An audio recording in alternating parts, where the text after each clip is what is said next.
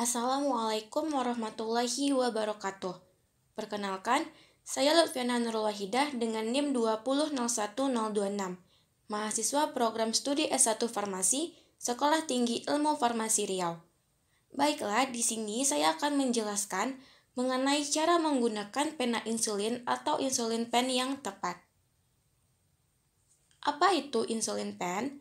Nah, insulin adalah hormon yang diproduksi secara alami oleh pankreas untuk membantu mengontrol kadar gula darah atau glukosa dalam tubuh. Namun, pada penderita diabetes, hormon insulin ini tidak bisa bekerja secara optimal untuk mengendalikan kadar glukosa. Maka dari itu, penderita disarankan untuk menggunakan insulin pen guna mengontrol kadar gula darah sebagai salah satu cara mengatasi diabetes.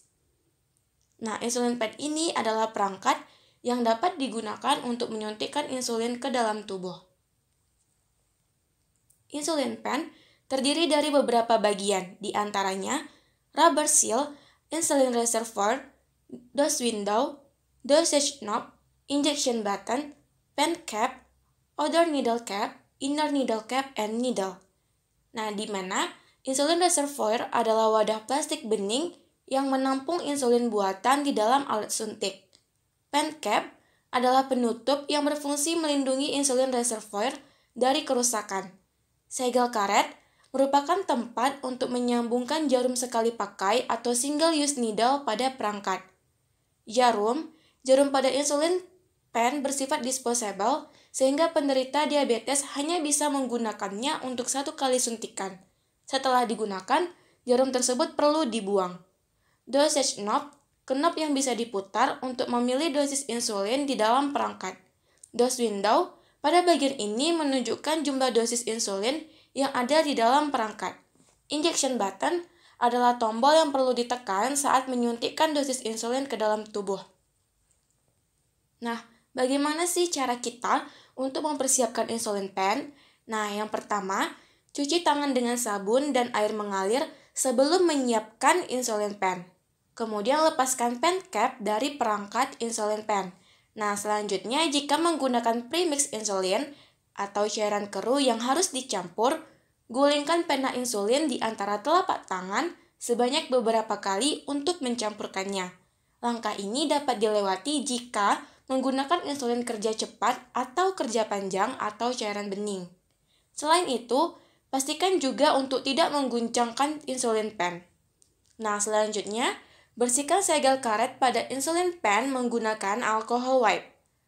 Kemudian pasang jarum baru ke insulin pen. Caranya adalah dengan menarik paper tap dari jarum, kemudian kencangkan jarum baru tersebut ke insulin pen.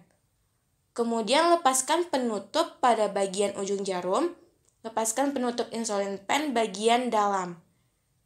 Selanjutnya, putar dosage knob ke indikator 2 unit, lalu tekan knob tersebut dengan posisi insulin pen mengarah ke atas. Nah, yang terakhir, pastikan terdapat 1 tetes cairan insulin keluar dari jarum. Nah, selanjutnya, bagaimana sih cara kita untuk menyuntikkan insulin pen ke tubuh?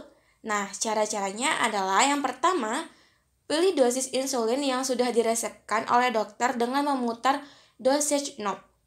Untuk membantu mengurangi rasa nyeri saat penyuntikan, gunakan insulin pada suhu kamar, hindari penyuntikan pada akar rambut, gunakan jarum yang lebih pendek dan dengan diameter yang lebih kecil, serta gunakan jarum yang baru.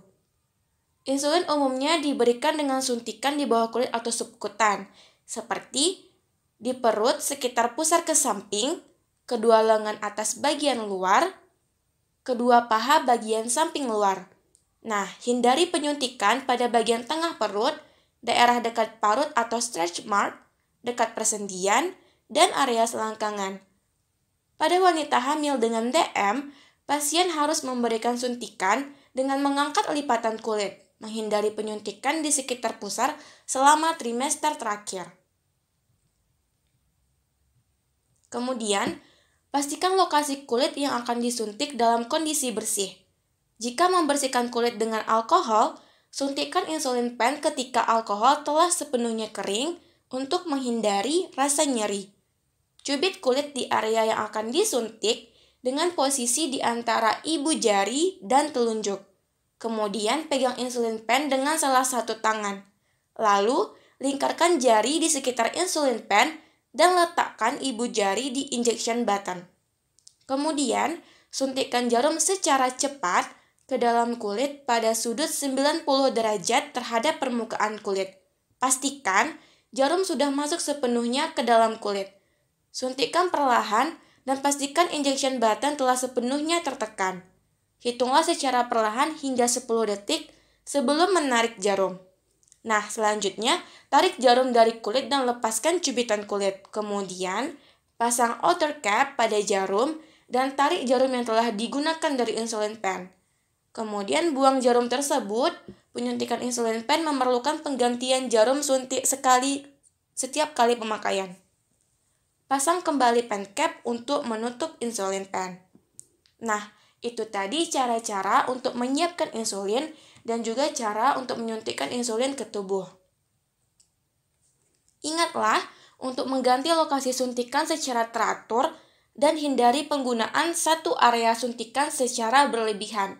Hal ini penting karena penggunaan berulang di satu tempat dapat menyebabkan pengerasan pada area tersebut, yang mana kondisi ini dikenal sebagai lipohipertrofi. Lakukan skema rotasi penyuntikan, yaitu membagi tempat penyuntikan ke dalam 4 bagian atau kuadran, atau beberapa bagian bila menggunakan paha atau bokong. Gunakan 1 kuadran per minggu. Lokasi antar suntikan harus berjarak minimal 1 cm untuk menghindari rasa sakit atau nyeri. Nah, kemudian perlu diingat juga, penggunaan insulin pen ini harus bersifat individual ya. Artinya, satu perangkat insulin pen hanya bisa digunakan untuk 1 orang saja. Di samping itu, agar pengobatannya bisa berjalan secara optimal, penderita diabetes juga perlu nih untuk mengimbangi terapi insulin ini dengan pola hidup yang sehat. Nah, itu tadi adalah penjelasan mengenai cara menggunakan insulin pen yang perlu dipahami oleh penderita diabetes. Di samping itu, perlu diketahui pula bahwa insulin pen hanya bisa digunakan apabila diagnosis diabetes sudah ditegakkan. Penggunaan insulin pen juga harus berdasarkan dosis yang dianjurkan oleh dokter, agar tidak memicu terjadinya berbagai efek samping. Nah, sekian yang dapat saya jelaskan. Mohon maaf apabila terdapat kekurangan dan juga kelebihan. Saya ucapkan terima kasih. Saya akhiri dengan Assalamualaikum warahmatullahi wabarakatuh.